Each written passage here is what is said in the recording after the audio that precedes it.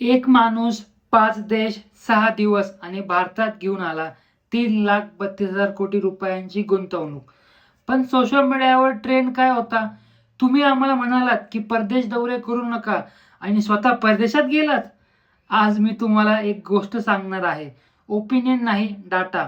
भावना नाही, फॅक्ट्स. आणि शेवटी तुम्हीच ठरवा, हा दौरा देशासाठी होता की स्वतःच्या फायद्यासाठी होता. आधी कॉन्टेक्स्ट समजून घ्या, कारण कॉन्टेक्स्ट नाही तर ट्रुथ नाही. 2025-26 साल इस्रायल आणि इराणचं युद्ध भडकलं होतं. अमेरिकेने इराणच्या बंदरांवर नेव्हल ब्लॉकेड लावलं आणि त्या एका ठिकाणावर संपूर्ण जगाचं लक्ष गेलं. स्ट्रेट ऑफ हॉर्मुझ हे नाव लक्षात ठेवा.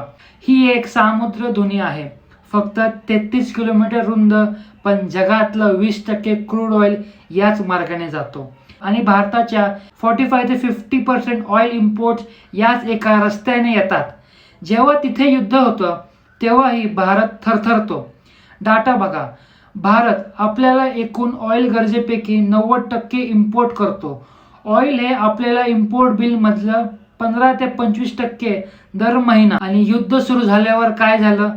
भारताचे फॉरेक्स रिझर्व्ह म्हणजे परकीय चलनाचा साठा $728 बिलियन वरून $690 बिलियन वर आला. म्हणजे $38 बिलियन बुडाले. जवळपास 3,20,000 कोटी रुपये.